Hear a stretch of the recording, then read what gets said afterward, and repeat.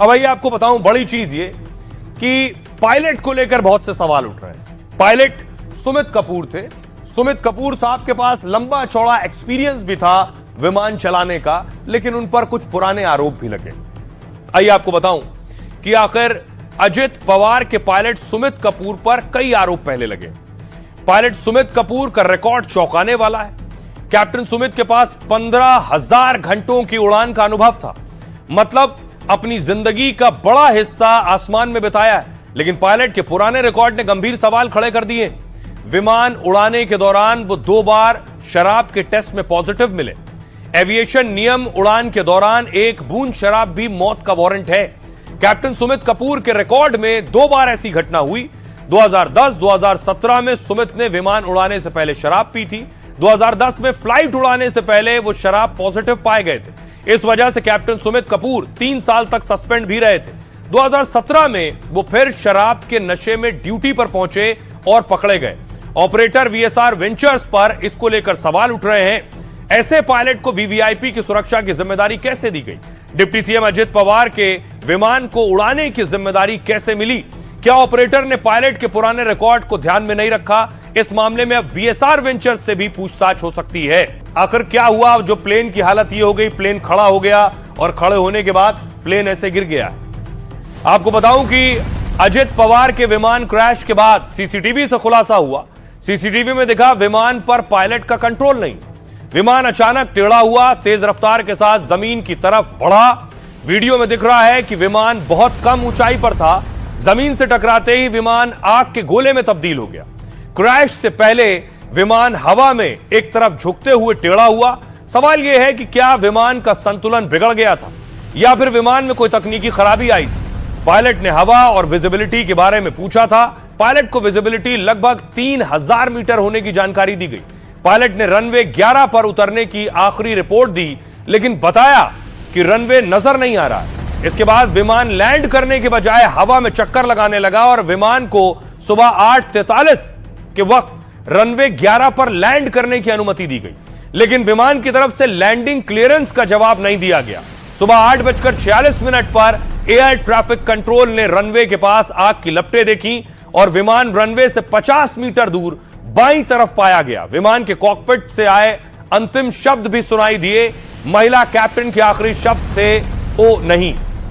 कोई मेडे कॉल नहीं आई, यानी इमरजेंसी में मदद नहीं मांगी गई थी।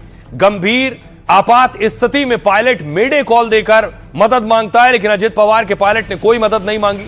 सूत्रों के मुताबिक पायलट ने पोजीशन आंकने में क्या गलती की? खराब विजिबिलिटी के कारण विमान को पुणे डाइवर्ट करने का विकल्प था, लेकिन पायलट ने दूसरी लैंडिंग की कोशिश की। पायलट ने विमान की स्पीड और पोजीशनिंग सुधारने की कोशिश की, लेकिन वो समय पर नहीं हो सका और विमान क्रैश हो गया। फिलहाल इस पूरे मामले की जांच एआईबी कर रही है।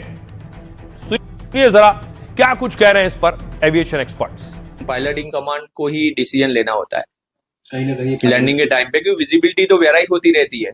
आप सपोज आपको जो 1 घंटे पहले, दूसरा वहां का प्रॉपर वेदर रडार सिस्टम तो होता नहीं है, छोटा एयरपोर्ट है, कुछ है नहीं, वेदर रडार नहीं है, कुछ नहीं है, तो वहां पे भी देन पायलट इन कमांड का पिवट रोल हो जाता है कि भाई आप जो आपका नियर बाय एयरपोर्ट है उसकी विजिबिलिटी ले लो, फिर वहां का लोकल वेदर ले लो जो आपको दूसरे सोर्सेज से मिलता है। सुनिए जरा, हमारे सहयोगी रवीश रंजन खुद एक कॉकपिट में पहुंचे विमान के और उनकी रिपोर्ट देखिए इस पर। इस वक्त एक कॉकपिट में मौजूद हैं और बिल्कुल वही सिचुएशन हम यहाँ पर क्रिएट करेंगे कि आखिर जब रनवे में विमान उतरने लगा तो कैसे हादसा हुआ। सर, एक वीडियो भी आया जिसमें अगर हम फ्लाइट की बात करें तो वो विमान बिल्कुल ऐसे जाता है जी, और फिर जो है वो दुर्घटनाग्रस्त हो जाता है जी। तो इसको आप क्या कहेंगे? अगर हम कॉकपिट के जरिए समझने की कोशिश करें तो जब लैंडिंग होती है तो किस तरीके का विमान का शेप होता है, कैसे वो लैंड करता है? जी, बेसिकली आपको इसके लिए पहले हमें बारामती का जो इंफ्रास्ट्रक्चर है उसको समझना पड़ेगा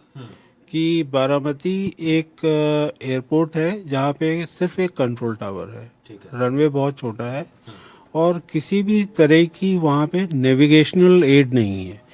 कोई अप्रोच करने के लिए, लैंड करने के लिए कोई आईएलएस अप्रोच नहीं है। बेसिकली अगर हम देखें कि ये रनवे है, एयरक्राफ्ट आया रनवे पे लैंड करने के लिए, उसको रनवे नहीं दिखाई दिया या गलत जगह पे था जहाँ पे उसका अनुमान था, तो पहली बार में इसने गो अराउंड किया, मिस्ड अप्रोच किया। फिर दोबारा ये घूम करके वापस इसने अप्रोच बनाई। दूसरी बार भी इसको संभवतः रनवे नहीं नजर आया। लास्ट मोमेंट पे इसको अपने लेफ्ट हैंड या राइट हैंड साइड में रनवे नजर आया, तो इन्होंने एक शार्प बैंक दे करके उसको लैंडिंग करने की कोशिश किया और उसी प्रयास में ये एयरक्राफ्ट दुर्घटनाग्रस्त हो गया, ऐसा संभावित है। आपने सुना एक्सपर्ट क्या कहते हैं, लेकिन अब सवाल यह है कि ब्लैक बॉक्स सच बताएगा, तो ब्लैक बॉक्स मिल गया है जिसका इंतजार था। बताया जा रहा है कि प्लेन के बहुत से हिस्से मिले हैं और दावा है ब्लैक बॉक्स भी मिल गया है।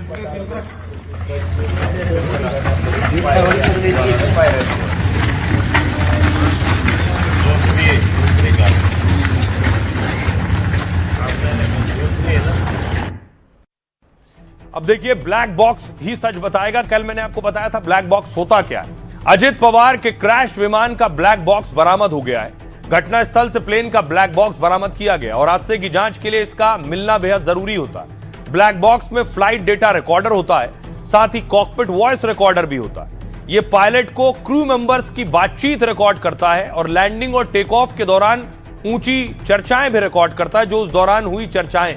पायलट के निर्णय, चेतावनियां और बाकी संवाद सुरक्षित रहते हैं। क्रैश से पहले पायलट ने क्या निर्णय लिया, इसका पता चलता है। फ्लाइट डेटा रिकॉर्डर तकनीकी डेटा रिकॉर्ड करता है, विमान की गति, ऊंचाई, इंजन के प्रदर्शन की जानकारी बताता है और इसकी जांच से हादसे की असली वजह सामने आ सकेगी। ब्लैक बॉक्स नारंगी रंग का एक छोटा बॉक्स होता है जिसमें विमान का डेटा सुरक्षित रहता है और किसी भी हादसे के बाद ब्लैक बॉक्स सुरक्षित रहता है। इसे इस तरह डिजाइन किया जाता है कि सुरक्षित रह सके। विस्फोट, टक्कर, भीषण आग, पानी में भी यह सुरक्षित रहता है और इस तरह का दिखता है ब्लैक बॉक्स। सुनिए जरा, आइए अब आपको बताऊं, उससे पहले तस्वीरें दिखाता हूं कि अब सवाल यह है कि ब्लैक बॉक्स मिल गया है। ब्लैक बॉक्स में आखिरी वक्त में क्या हुआ? अगर पायलट ने उस बात की जानकारी दी है कि वो किस स्थिति में है, तो वो सब ब्लैक बॉक्स में होगा। लेकिन अब एनसीपी कौन संभालेगा और अजित पवार डिप्टी सीएम थे और डिप्टी सीएम कौन हो गए? तस्वीर आ जाई। एनसीपी के दूसरे बड़े नेता मौजूद थे जिसमें प्रफुल्ल पटेल और छगन भुजबल थे, जो तस्वीरें आप देख रहे हैं। अब अजित पवार महाराष्ट्र के बहुत बड़े नेता थे। इन तस्वीरों से आपको अंदाजा होगा, न सिर्फ उनके नेता बल्कि समर्थक भी अपने आंसू नहीं रोक पा रहे।